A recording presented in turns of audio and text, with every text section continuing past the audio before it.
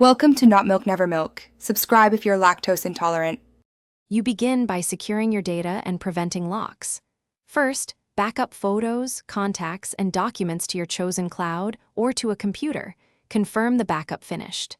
Next, physically remove the SIM and micro SD card and plug the phone in until battery is above half so the reset won't fail. Finally, open accounts and remove your Google account so factory reset protection won't block the next owner. This step saves time later and protects your privacy. You now perform the reset itself. Go to Settings, then System or General Management, choose Reset options and tap Erase all data factory reset.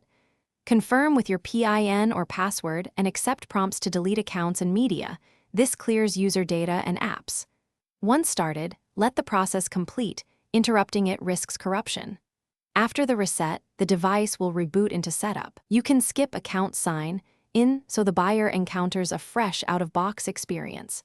You finish by confirming the wipe and preparing the phone for sale.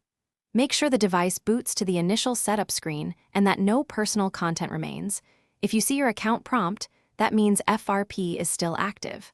To fix FRP, sign back into the old Google account to remove it properly before repeating the reset, or remove the account from settings first.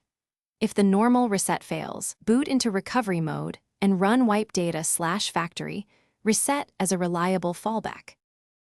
Thanks for watching. If this was helpful, leave a like and consider subscribing. See you next time.